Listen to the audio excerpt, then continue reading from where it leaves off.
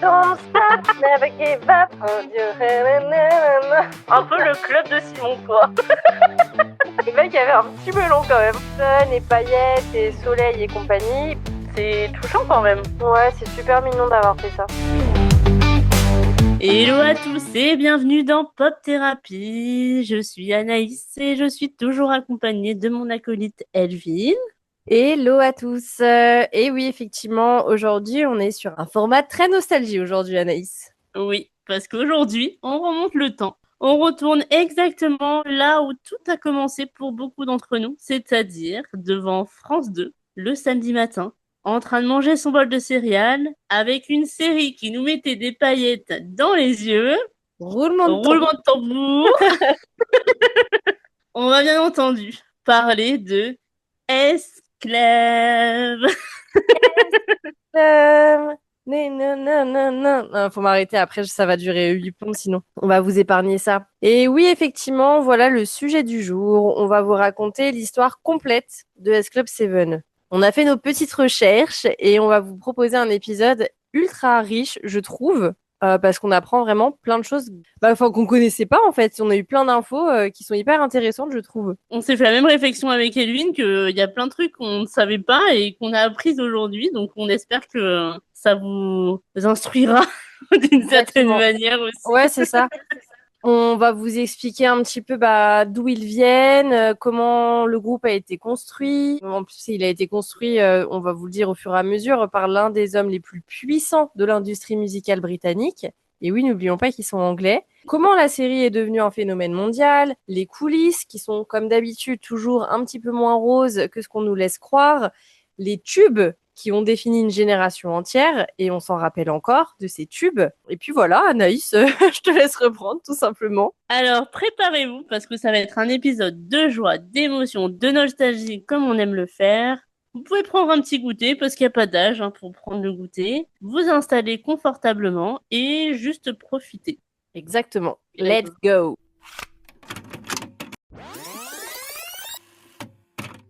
Ok, donc c'est parti. On va commencer avec la première partie, bien sûr. On va parler donc du créateur derrière S-Club 7 qui s'appelle Simon Fuller. Pour reposer un peu le contexte, pour comprendre S-Club 7, il faut bien sûr commencer par vous parler de lui. Donc, c'est un producteur, manager britannique, et pour bien mesurer son poids dans l'industrie musicale, il faut savoir une chose, c'est lui qui a créé les Spice Girls, quand même. Un petit détail. Grave. Il n'a pas juste géré les Spice Girls, c'est lui vraiment qui les a créés de A à Z. Ça sort de son cerveau, quoi. Donc c'est lui qui a organisé les auditions, c'est lui qui a eu l'idée, c'est lui qui a sélectionné les filles, donc que ce soit Victoria, Mel, etc. Il leur a donné leur surnom, donc Scary Spacey, Sporty Spice, etc. pour toutes celles qui s'en rappellent, toutes celles et ceux qui s'en rappellent. Et c'est lui, bien sûr, qui a construit toute la machine marketing autour de ce groupe, quand même cultissime, disons-le. Donc les Spice Girls, ça a donné quoi? Eh ben, c'est un des groupes les plus vendus de tous les temps. Bien sûr, tout le monde connaît Wannabe. On a eu également Spice World, Two Become One. C'était un véritable phénomène planétaire. En 96, au beau milieu de cette gloire mondiale, les Spice Girls, elles ont décidé de le virer. Voilà, le mec s'est fait têche. Voilà. Donc il les a construits et puis elles se sont dit, bof, non, flemme, il va dégager. Alors bon, apparemment, c'était une décision collective. Elles se sont débarrassées de lui alors qu'elles étaient en plein succès. C'est quand même assez dingue quand on y pense. C'est quand même une prise de risque assez énorme, je trouve. Mais comme on s'en doutait, il y avait quand même pas mal de tensions qui existaient depuis un petit moment autour du contrôle créatif et de la direction du groupe. Mais publiquement, c'est une décision qu'on n'a jamais vraiment expliquée en détail. Donc, Simon Fuller, il se retrouve sans les Spice Girls, mais il reste toujours Simon Fuller. Et donc, très rapidement, il y a une nouvelle idée qui germe dans son cerveau. Et il se dit, cette fois-ci, on va aller un petit peu plus loin que les Spice Girls. On va pas faire juste un groupe musical, on va faire un genre d'empire média qui sera complet. Le concept est le suivant. Créer un groupe de 7 jeunes qui pourront chanter, danser et en plus de ça, jouer la comédie. Parce qu'en parallèle du groupe, il va créer une série télévisée où ces 7 personnes jouent leur propre rôle qui vont être fictionnalisés. Les deux se nourrissent mutuellement, donc la série va faire la promo du groupe et le groupe va faire la promo de la série. On peut dire que c'est du génie commercial, franchement. C'est Oui. quand même un coup Oh, marketing incroyable, hein. Et il ne s'en cache pas. D'ailleurs, Simon Fuller dit lui-même dans une interview en 99, la musique pop, ce n'est plus seulement de la musique, c'est de la célébrité. Et les gens n'ont pas encore tout à fait compris ça. Donc lui, il a compris que dans le monde qui arrive, donc les années 2000, l'image et le storytelling autour des artistes vont être aussi importants que la musique elle-même. je trouve que c'est un peu le prémisse des tout ce qu'on a connu après.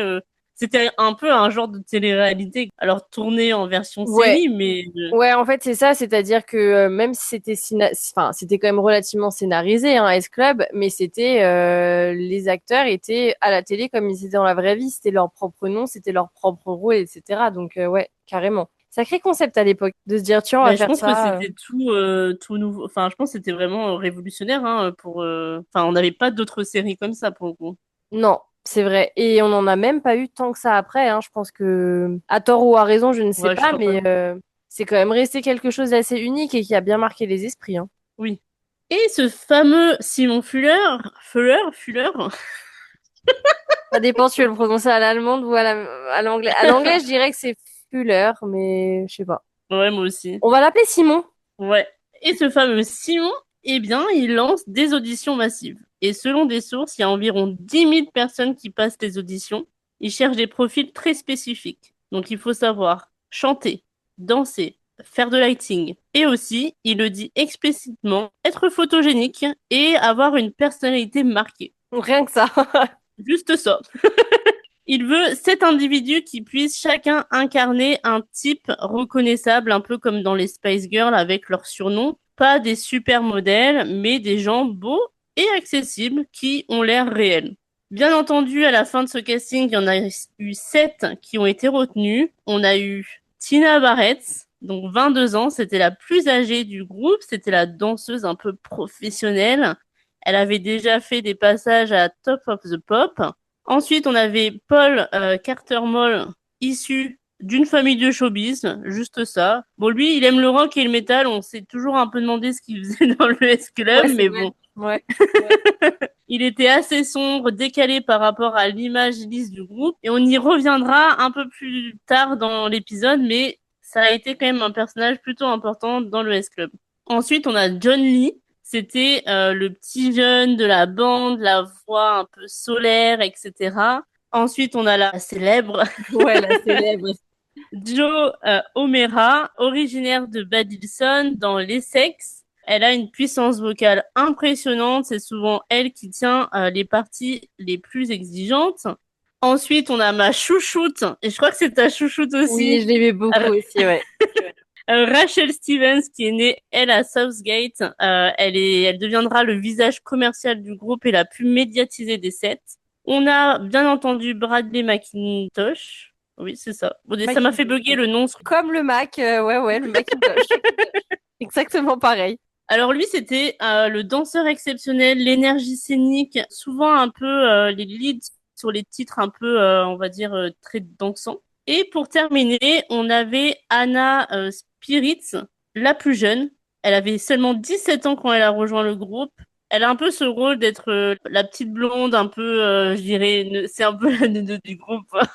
Je sais pas si elle était si neuneu, mais c'était ouais, le petit bébé, quoi. C'était le petit bébé du Ouais, groupe. c'est ça. Et c'est celle qui va développer plus tard une belle carrière d'actrice. Et un détail qui est fascinant sur la façon dont le groupe s'est formé, c'est qu'une fois la sélection faite, Simon Fuller les a tous envoyés ensemble en Italie, avant même le début du tournage ou même des répétitions musicales, juste pour qu'ils apprennent à se connaître, pour que la chimie soit authentique. Ouais, ça fait C'est un très mécanisme télé-réalité, vraiment. C'est un mécanisme qu'on a aussi retrouvé dans... Ah, c'est quoi l'émission où ils sont passés les One Direction? X Factor? Ouais, X Factor. Et le mec là, et je crois qu'il s'appelle Simon Il aussi, non? s'appelle Simon aussi, ouais. Décidément. Allez, Simon des grands génies. Et ouais, c'est ça. Et il a fait un peu pareil. Il les avait envoyés, je crois, pendant 2 semaines pour vraiment créer une synergie de groupe. Donc c'est un procédé qu'on a retrouvé plus tard après le S-Club. Ouais, grave, je savais pas du tout. Et ça a plutôt marché, ça, parce que Rachel Stevens dira plus tard qu'ils se sont sentis à l'aise les uns avec les autres dès le début. Alors, ça se voit dans la série, ils n'ont pas l'air de jouer seulement des amis, mais ils ont l'air d'être vraiment des amis. Et un autre détail assez rigolo, c'est que le nom du groupe a failli être Sugar Club. Oui, oui. Horrible. Sugar Club, quoi. Et vous imaginez un peu, ils allaient dominer les charts britanniques avec Don't Stop Moving en s'appelant Sugar Club. Ouais, je sais pas, ça fait tellement trop boys band cheap, je trouve. Ouais, de fou. Ben d'ailleurs, le destin a bien fait les choses parce que le S dans S Club 7, officiellement, personne n'a jamais vraiment expliqué ce que ça signifie. Mais plusieurs membres, ils ont confié en privé que ça représentait tout simplement le S de Simon. Un peu le club de Simon, quoi. Le mec avait un petit melon quand même.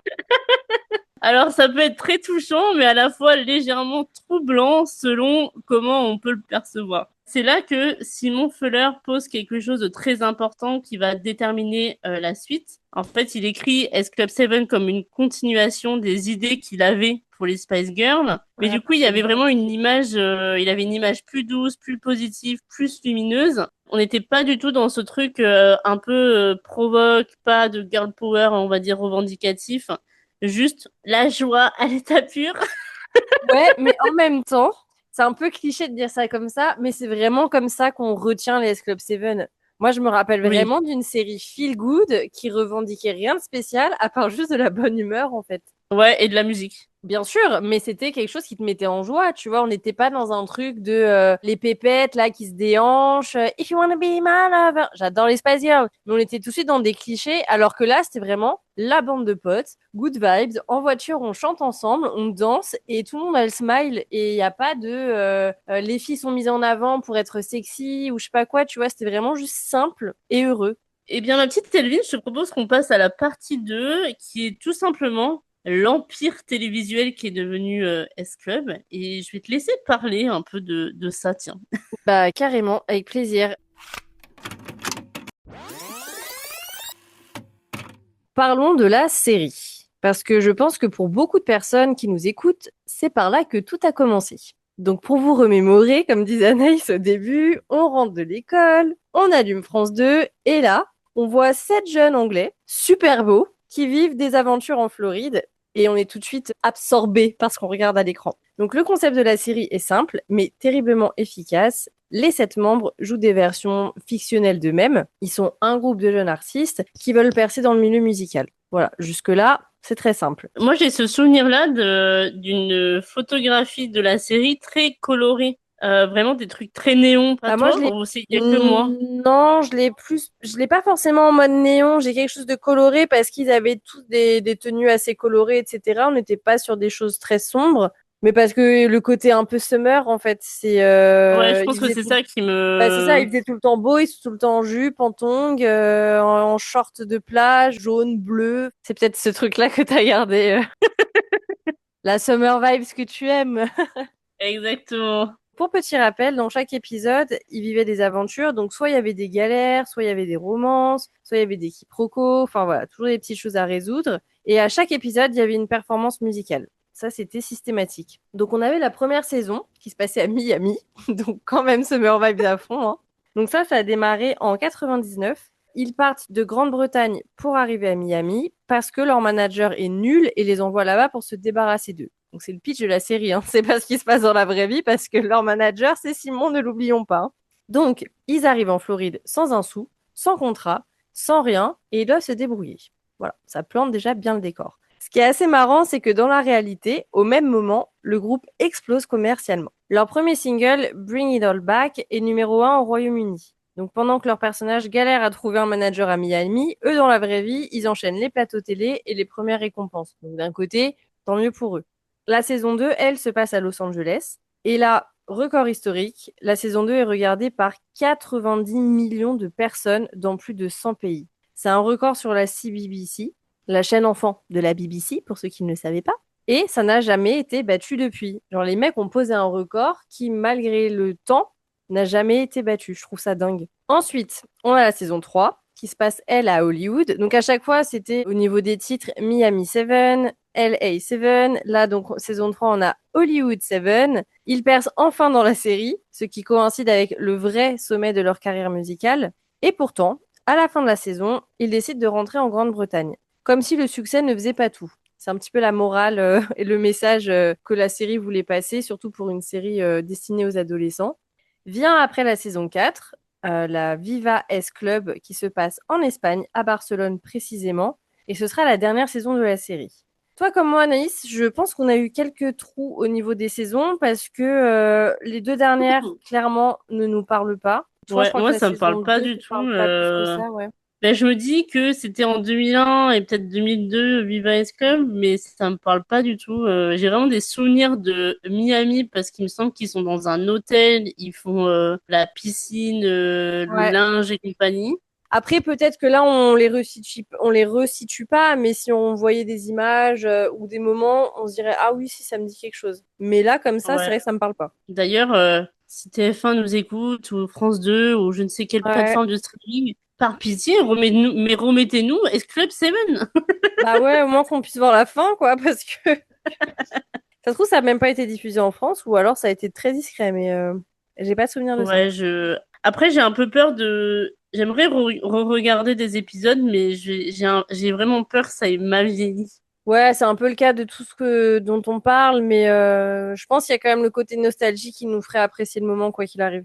Oui, je pense. On le regarderait avec du recul, pas comme une découverte, mais plus comme un petit bonbon, petite Madeleine de Proust. C'est ça.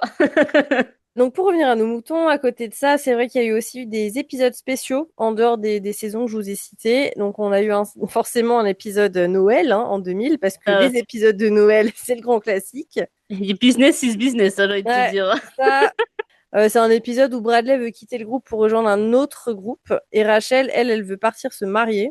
Très dramatique comme épisode. Et en 2003, il y a eu un film au cinéma qui s'appelait Seeing Double.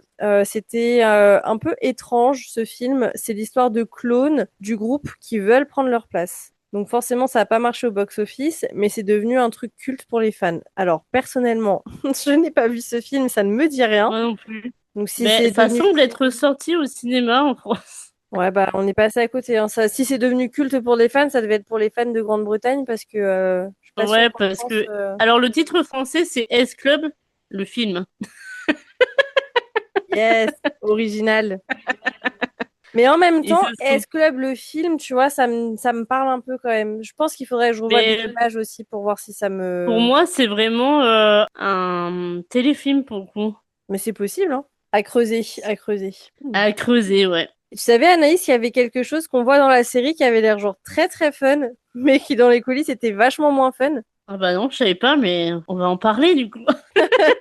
Il y avait une scène de beach party dans la première saison où tout le monde est en maillot de bain, ils dansent, ils s'éclaboussent sous des jets d'eau, enfin vraiment le cliché parfait. Et en fait, bon, ils ont l'air de tous s'amuser comme des petits fous, mais en réalité, c'était de l'eau froide qui était propulsée par les jets. Et je pense qu'ils se sont gelés pendant des heures et des heures de prise de vue. Ils devaient être là en train de faire waouh, c'est trop génial, on s'amuse. Alors que les mecs étaient congelés, quoi. Bah, plutôt bien pour les caméras, mais moins pour les participants. Exactement.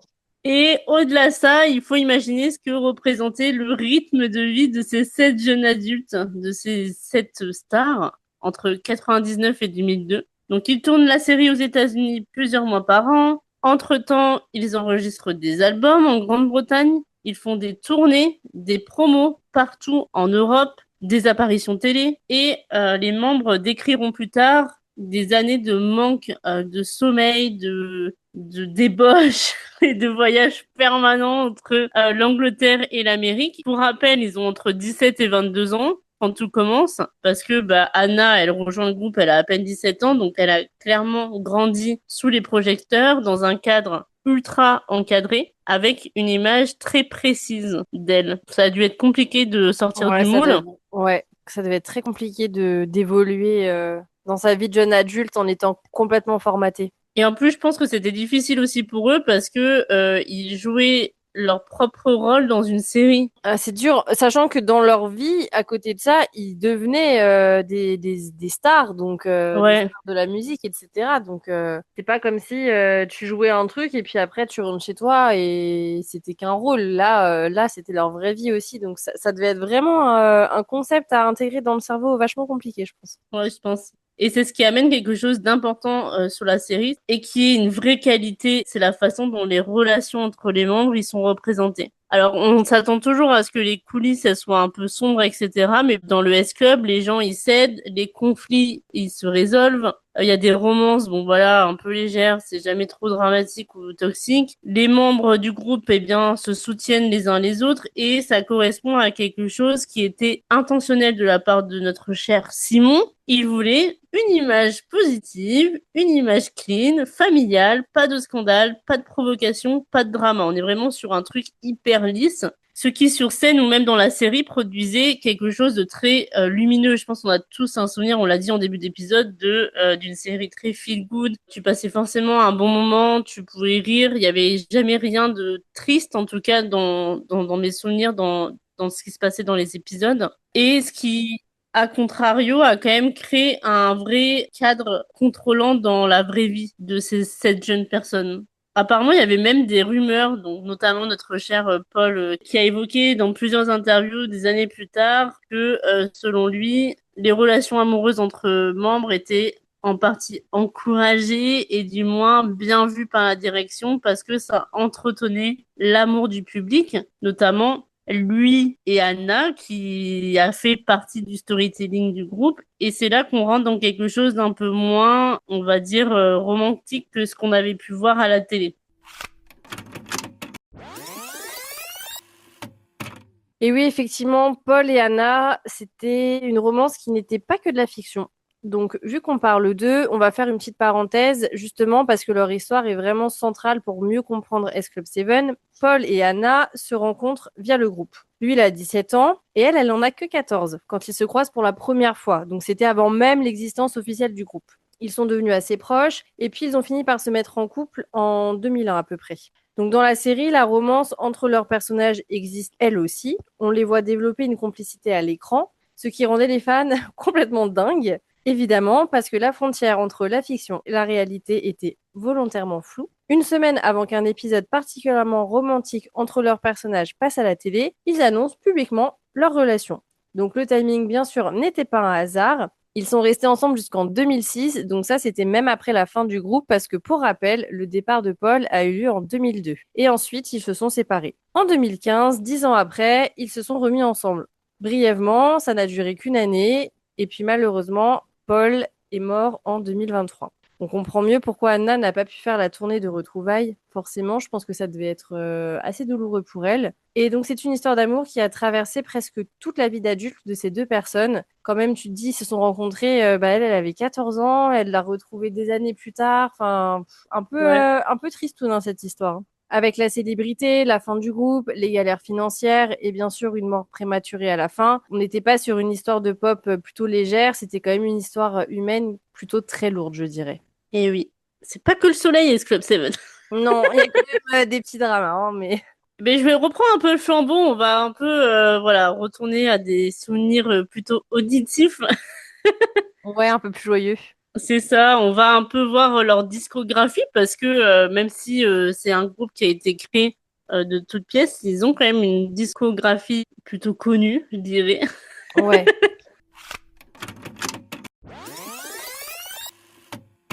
Du coup, Elvin, il y a eu 4 albums entre 99 et 2002 et 4 numéro 1 au Royaume-Uni, pour te dire. Ah ouais, c'est dingue. On a eu 11 singles, tous entrés dans le top 5 britannique, plus de 10 millions d'albums vendus dans le monde, 2 Brit Awards, et on va faire un petit peu le tour, titre par titre, des moments clés. On va pas non plus refaire toute leur discographie, mais on va parler des singles qui nous ont un peu, qui ont bercé notre jeunesse.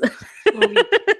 Je commence par Bring It All Back, qui est sorti en juillet 99. C'est le premier single. Il sort pile avec le lancement de la série Miami 7. Et bien entendu, il est numéro 1 direct au Royaume-Uni. Alors, c'est plutôt remarquable pour une chanson qui a été écrite pour la série. En plus, le clip, clairement, ils se sont pas trop foulés parce que c'est juste un assemblage de scènes de la série. Ouais, c'est vrai. Je vais pas vous chanter la chanson parce que j'ai pas forcément envie de briser vos tympans, mais je pense que vous connaissez l'air forcément. Peut-être Kelvin va vouloir faire l'air. Don't stop, never give up. Hold your hand and On vous aurait bien mis l'original, mais sinon on va se faire strike. Donc ça colle parfaitement à l'histoire des personnages dans la fiction. C'est vraiment une chanson qui existe dans les deux univers en même temps. On a une critique de Shortlist qui dira plus tard que Bring It All Back contient l'un des plus grands changements de tonalité de toute l'histoire de la musique, ce qui est entre nous peut-être un petit peu exagéré, mais il y avait quand même quelque chose, voilà, en termes de tonalité, etc.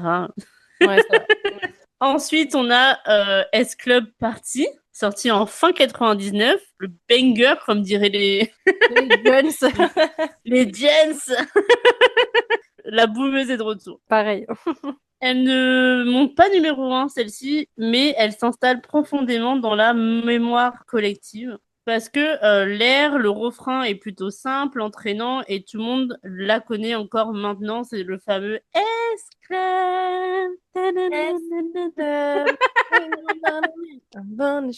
Mais je crois que c'était le générique après. Oui, il me semble, ouais. Ensuite, on a eu Two in a Million, You Are My Number One en double face. Fin 99, on est sur un S-Club qui montre quelque chose d'important. Ils ne sont pas juste une machine à titres parce que cette chanson, c'est une vraie ballade. C'est presque un peu soul. Ça prouve que le groupe a pas que cette étiquette, on va dire, de pop.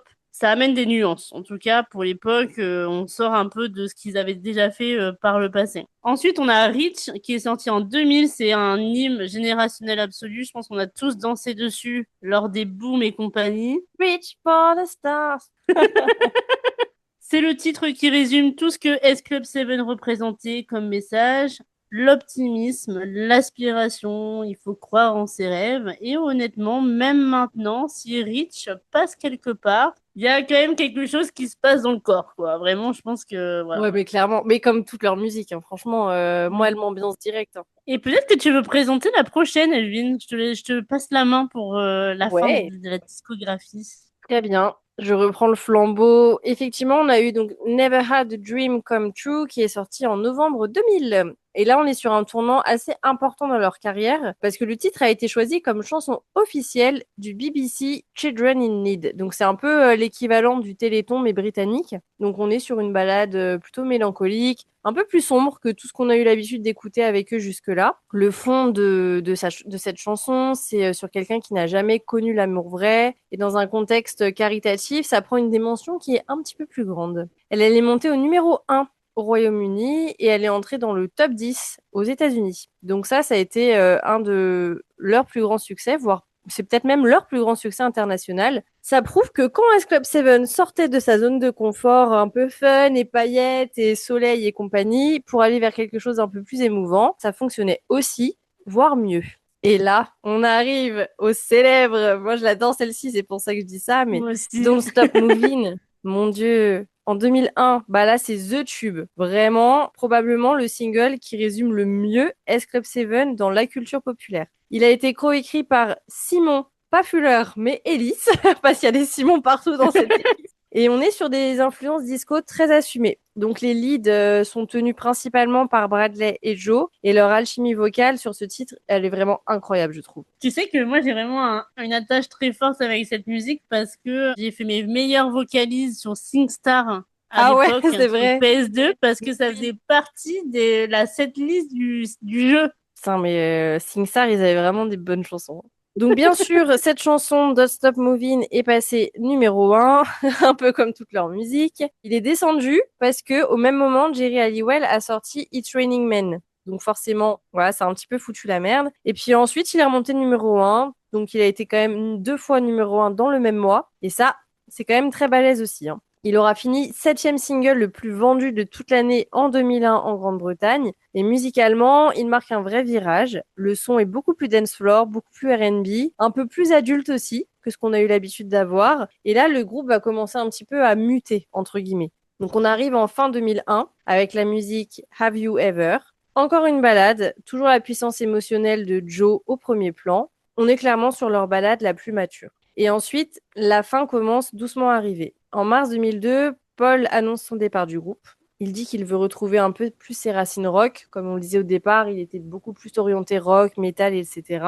Et du coup, il rejoint son vieux groupe de métal de lycée, qui s'appelait Skua. Le groupe continue donc à 6. Ce n'est plus S Club 7, ça devient juste S Club. Ils sortent un dernier album qui s'appelle Seeing Double, comme le titre du film justement, qui est donc sorti en 2002, avant que Rachel, elle aussi, annonce son départ pour une carrière solo en 2003. Le tout dernier single de ce groupe s'appelle Say Goodbye, une chanson d'adieu écrite pour eux et par eux. Dans le clip, ils se regardent, ils sourient, ils pleurent, et tout le monde qui les regardait pleurait aussi. Ça me fout un peu les frissons, parce que je trouve ça trop triste. Genre d'écrire une chanson comme ça en se disant que c'est la dernière et on se dit au revoir et tout. Alors c'est une bonne façon de tourner la page, mais c'est vrai que bon, c'est tristoun un peu. Joe racontera plus tard que sur le tout dernier concert, ils étaient dans la loge et ils se sont dit à plus, salut, et ils sont tous montés dans des voitures différentes. Super. Ouais, super. Sortez vos mouchoirs. Et elle était dans le fond de sa voiture et elle se sentait complètement vide, perdue et elle savait plus quoi faire d'elle-même.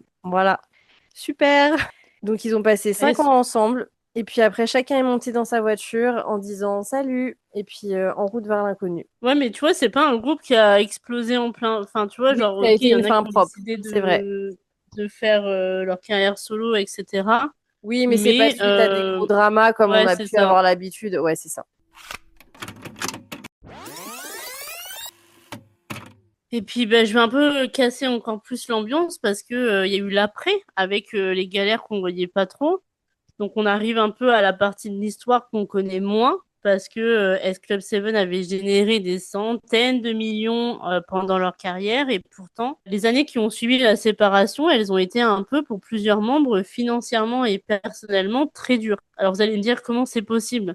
Parce que comment tu peux faire partie d'un groupe qui vend 10 millions d'albums et te retrouver bien sans argent quelques années plus tard? La réponse, elle est toute simple. C'est tout simplement la structure des contrats de l'industrie musicale de l'époque. Il y a plusieurs membres qui ont révélé qu'ils ont été payés comme des salariés, tout simplement. Alors, on parle quand même de 150 000 livres par an, ce qui semble beaucoup dit comme ça, mais quand tu génères des centaines de millions pour ton label et surtout pour ton manager Simon, c'est une fraction infime. Ouais, clairement. C'est du foutage de gueule. Donc, il n'y a pas de royalties proportionnelles aux ventes, pas de participation au bénéfice des tournées, juste un salaire fixe. Quand le groupe s'arrête, eh bien, ce salaire s'arrête aussi. Et c'est Anna Spirit qui a dit dans une interview il y a quelques années que les gens pensent qu'on est tous millionnaires, mais malheureusement, c'est tout simplement faux. Générer autant de succès, autant d'argent pour se retrouver sur la paille presque. Enfin, j'abuse, mais Ouais. quand Bah, même. vous allez voir, il y en a qui se sont vraiment retrouvés sur la paille, hein. Il y a des trajectoires, du coup, comme je le disais, un peu post-groupe qui illustrent ça parfaitement. Alors, c'est qui va s'en sortir le mieux. Enfin, il y en a deux qui vont bien s'en sortir. C'est Rachel Steven qui s'en sort bien.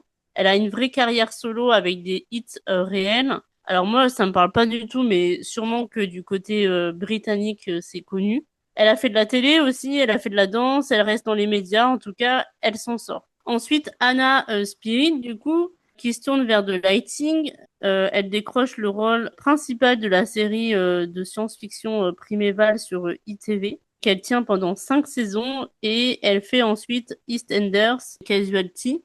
Sa carrière d'actrice, elle est solide, mais il y a quelques années, elle a révélé qu'elle s'était retrouvée sans logement à Noël. Voilà. La meuf a brassé des millions, enfin, son groupe a brassé des millions. Et elle et sa famille dormaient dans un bureau d'amis parce que la situation de location avait mal tourné.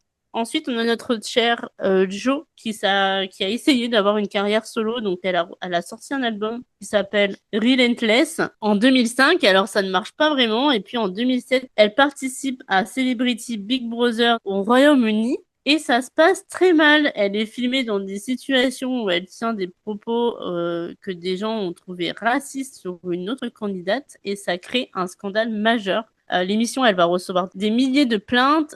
C'est débattu au Parlement britannique et l'image de Jo, elle va prendre un coup énorme. Et ce qui est triste dans l'histoire en soi, c'est que une personne qui a essayé de redémarrer sa carrière après le groupe, et notamment le succès qu'ils ont eu, elle participe à cette télé-réalité parce qu'elle n'a pas beaucoup d'autres options et que bah, ça vient encore plus fissurer son image. Et en plus, pompon, enfin cerise sur le gâteau, comme on dirait, elle a aussi des problèmes de santé importants. Donc elle va avoir plusieurs opérations du dos dues à des hernies discales qui l'ont empêché de performer. Donc elle a vraiment aussi une espèce de lutte, on va dire, physique depuis toutes ces années-là, quoi. Ensuite, on a notre cher Bradley et John qui, eux, ont fait des choses de leur côté, alors de la musique, des apparitions, sans retrouver de scènes importantes.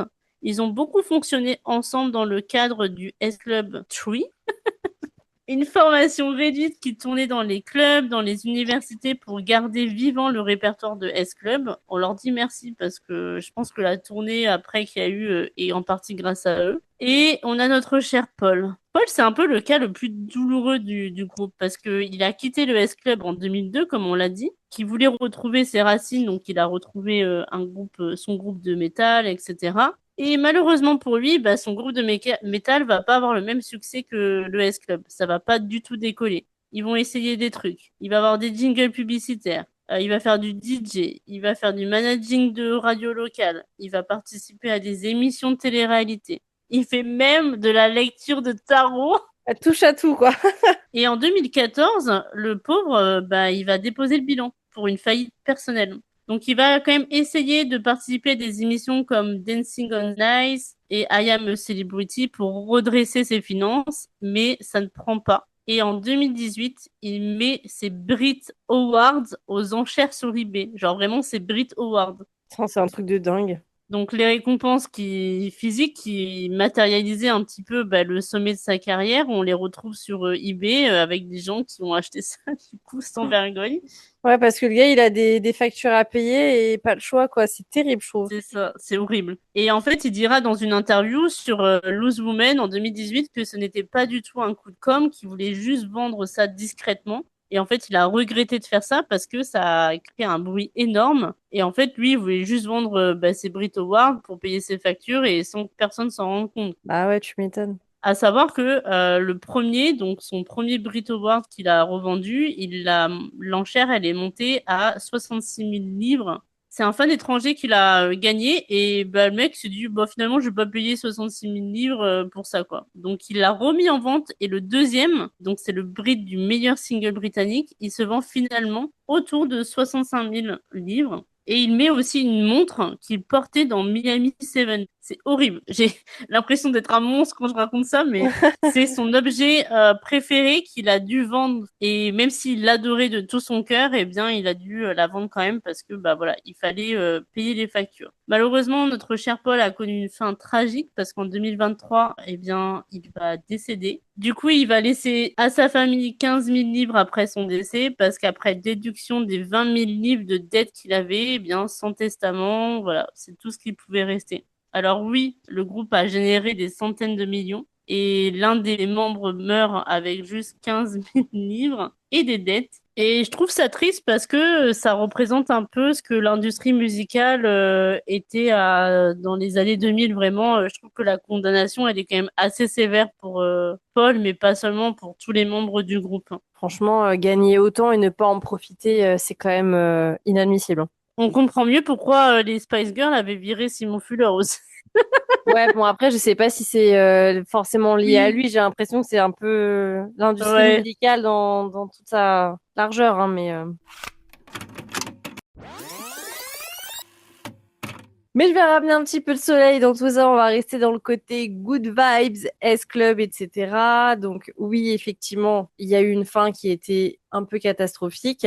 Mais avant ça, il y a eu bien sûr des moments de lumière. On les retrouve en novembre 2014 sur la BBC. Exactement 15 ans après leur début, les 7 membres originaux se sont réunis sur scène pour faire un medley de leurs tubes. Ça devait être incroyable de les retrouver, je pense. Forcément, l'Internet explose, c'est un des moments viraux de l'année, tout le monde partage la vidéo, tout le monde pleure, tout le monde réalise en même temps à quel point S Club 7 leur avait manqué. Dans la foulée donc de Children in Need, donc le Téléthon britannique, ils ont fait une tournée de 12 dates en 2015, donc la Bring It All Back Tower, qui a été bien sûr sold out. Les fans sont là et totalement fidèles. Ensuite, ça a été de nouveau le silence. Donc il y a eu des années sans nouvelles officielles. Chacun a repris ses activités. Paul, il lui arrive quoi? Bah, il aura d'autres galères financières, le pauvre. En février 2023, ils annoncent en direct sur BBC The One Show une grande tournée pour les 25 ans du groupe. Tous les 7. Une tournée de 15 dates dans des arènes au Royaume-Uni et en Irlande qui était prévue pour l'automne 2023. Les billets partent en quelques secondes. Les fans qui, pour beaucoup, ont maintenant 30 et 40 ans sont au rendez-vous. Et malheureusement, 6 semaines plus tard, notre cher Paul nous quitte, le 6 avril 2023. Malheureusement, il sera retrouvé mort à son domicile dans le Dorset. Il a 46 ans. La cause du décès sera confirmée bien plus tard. Ça sera une insuffisance cardiaque, pas de circonstances, on va dire, suspectes. Son entourage dira qu'il n'était pas en bonne forme, tout simplement, donc avant sa mort, mais il avait des dettes, on l'a déjà expliqué un peu plus haut. Il espérait que la tournée lui apporterait une stabilité financière. Donc il est vraiment mort en sachant que la réunion allait avoir lieu et en espérant que ça marquerait un nouveau départ. C'est plutôt tragique du coup pour lui, mais aussi pour le groupe, parce que le groupe il va prendre plusieurs semaines avant de communiquer et c'est en mai 2023 qu'ils annoncent que malgré tout, la tournée aura lieu. Elle va juste changer de nom, elle va s'appeler The Good Times Tour, en référence à une chanson que Paul chantait en solo dans le groupe. C'est touchant quand même. ouais, c'est super mignon d'avoir fait ça. John Lee dira, on appelle ça le Good Times Tour en hommage à Paul parce que c'était sa chanson, donc tous les fans le savent et ça leur semblait juste, hein. Il y aura malgré tout une deuxième absente à cette tournée retrouvailles, donc c'est Anna Spirit. Elle sera pas à la tournée parce que elle et Paul avaient une histoire longue et compliquée et après sa mort, elle n'était tout simplement pas en état. Donc John Lee annonce sobrement ça dans une vidéo que Anna fera toujours partie du S Club 7, mais qu'elle ne les rejoindra pas pour cette tournée. Il y a eu quand même des rumeurs de presse qui ont suggéré qu'Anna avait été écartée du groupe, ce que les membres ont démenti fermement. On a Rachel Stevens quand on lui a demandé directement qui a dit je vais pas commenter ça, tout ce que je dirais c'est que je respecte sa décision. Tout le monde a ses raisons, je lui souhaite le meilleur. Ce qui est à la fois une non-réponse et une réponse, mais Anna, elle n'a rien dit publiquement. Malgré tout, la tournée, elle va se faire à 5 en octobre 2023. Les concerts sont chargés d'émotions. J'aurais voulu être là pour voir ça. Ouais, ah, ça devait être incroyable et en même temps assez particulier dans ce que ça devait Ouais, je transmettre. pense. Et ce sont à la fois des concerts de célébration et des concerts un peu de deuil. Et de son côté, Anna, elle annonce l'écriture d'un livre de mémoire qu'elle décrit comme choquant. Donc là, Ah on se ouais. dit, ok, il y a quand même Baleineau sous gravillon. Donc elle dit vraiment vouloir lever le voile sur les pressions de grandir sous les projecteurs et notamment d'être dans le S Club 7 et de se battre contre la maladie chronique, avoir des enfants, l'amour et la perte. Donc c'est un livre qui n'est pas sorti encore, donc on est en 2026 quand on enregistre cet épisode. J'ai essayé de chercher des infos là-dessus, j'ai rien trouvé de probant, donc on ne pourra pas plus en dire, mais potentiellement il va avoir un livre qui va sortir et je pense que ça va un peu c'est pas briser l'image du S-Club, mais voilà, à mon avis, entacher un peu tout ça. Je Ouais. pense elle dira peut-être pas du mal des membres du groupe, mais peut-être plus de la pression et de cette machine un peu marketing, etc. Voilà comment le S-Club 7 se clôture. Donc, on a cette tournée en 2023. On se dit que peut-être en 2033, ils vont faire une nouvelle tournée. On sait pas. C'est fort possible. Et peut-être qu'on y sera avec Elvin, qui sait. Ah, ce serait très très très bien. Trop Oui. d'émotions. Et donc, pourquoi est-ce Club 7 compte encore? Eh bah, ça, c'est la grande question. Je pense qu'on n'a pas assez pris cette série au sérieux à l'époque. On se disait peut-être que c'était trop fabriqué ou trop adolescent, trop lisse, trop commercial. Et je trouve que c'est pas super juste par rapport à la série parce que, bon, ok, la pop a toujours été construite. Chaque groupe de pop un peu culte avait un manager derrière eux ou en tout cas une big machine, j'allais dire une big machine records, mais une grosse industrie musicale qui les suit. Donc la question, c'est pas tant est-ce que c'est fabriqué, mais plutôt est-ce que les émotions que ça génère sont réelles. Et pour des milliers de gens, pour des millions de gens qui ont regardé Miami 7 après l'école ou encore qui ont chanté Rich à tue-tête dans leur chambre, bah, la réponse est clairement oui. Ces émotions, elles étaient réelles. Il y a quelque chose dans ce que X Club 7 a représenté comme modèle de comportement. La série, elle montrait des gens qui s'aidaient mutuellement, des amitiés solides entre garçons et filles, sans qu'il y ait forcément du drama amoureux en permanence, des gens qui se soutiennent dans l'adversité.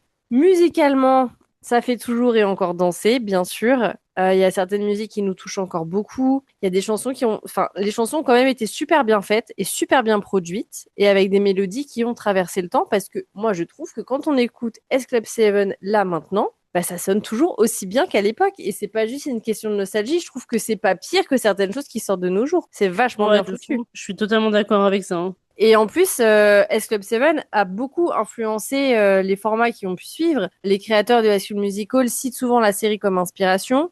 Glee, qui a suivi aussi. Cette idée de marier un petit peu la fiction et les performances musicales live, le S Club 7 l'a popularisé à une échelle mondiale. Et il y a un dernier truc à dire, je pense, dans un paysage pop qui valorisait souvent le scandale, la provocation ou le drama, S Club 7 a choisi de jouer la carte de la gentillesse de façon délibérée. Et ça demande une forme de courage de maintenir ça, de dire que bah non, ce qui fait vendre la provocation, le côté un peu drama, etc. Nous, on choisit pas ça. Ce qu'on veut transmettre, c'est de la joie, de l'amitié, de croire en ses rêves, le côté un peu bisounours, mais malgré tout qui parle à beaucoup de gens. Et dans un monde où souvent on a tendance à rire de ce genre de choses, et ben ça fait du bien. Et je pense que c'est grâce à ça qu'ils ont un héritage assez durable, que ce soit leurs titres qui sont passés number one, etc. Ça fait beaucoup de choses, mais il y a aussi le fait que toute une génération a grandi en entendant que c'était ok de rêver et que la douceur n'était pas de la faiblesse. Et ça fait plaisir d'entendre ce genre de choses et que l'amitié, c'est important. Voilà, c'est ça les beaux messages qu'il faut transmettre. Je trouve que c'était une série où, tu vois, il n'y avait pas de... Alors oui, il y a eu l'histoire un peu d'amour entre Paul et Anna, mais c'était pas le sujet central. On était vraiment sur la cohésion du groupe, etc., dans mes souvenirs. Ouais, complètement. Et ça fait du bien, voilà. Oui. Donc, s'il vous plaît, je vais dire une deuxième fois dans cet épisode, mais les plateformes de streaming, mettez-nous la série S Club, s'il vous plaît. Oui, rendez-nous la série. Donc, on va clôturer cet épisode sur le S Club 7. Donc, c'est un groupe qui a été créé de toutes pièces par une machine pop, qui est devenu quelque chose de beaucoup plus grand que ce qui était prévu, et dont l'histoire se termine de façon beaucoup plus humaine et beaucoup plus complexe qu'on ne l'aurait imaginé à l'époque. Donc, on a quand même ces 7 jeunes Britanniques qui ont chanté, dansé et joué la comédie, qui ont laissé une trace dans notre mémoire collective à tous. Je pense que Elvin, tu te souviens qu'on a posté le petit TikTok sur S Club 7, ça a été affolant le nombre de commentaires et de gens qui nous ont dit « Ah, mais je l'ai encore dans ma playlist, etc. » Ouais, carrément. Et c'est un peu ça qui nous a donné l'idée de faire un épisode sur le S Club, du coup. Parce que nous, on en parlait entre nous avec Elvin et on s'était dit, bon, ouais, ça peut être cool, mais on savait pas si ça allait parler à autant de gens. Et je pense que ça parlera à beaucoup de gens. Et que, voilà, derrière les paillettes et derrière ces trucs de numéro 1, il y avait des vraies personnes avec des vraies vies, des succès, des galères. On le sait maintenant. Ouais. Si cet épisode vous a donné envie de réécouter, bah, Don't Stop Moving ce soir, on a accompli notre mission. Moi, je sais ce que je vais écouter demain dans ma voiture.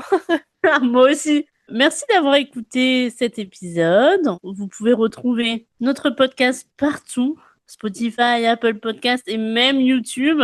Et si vous avez aimé cet épisode, un petit avis 5 étoiles ou un j'aime sur un like, enfin un j'aime sur notre vidéo YouTube, ou tout simplement partagez-le à vos proches, qu'ils soient fans ou non de S Club. C'est ça qui nous aide aussi énormément à continuer d'exister. On se retrouve très vite et d'ici là, reach for the stars. Et sur ce, ciao! Ciao!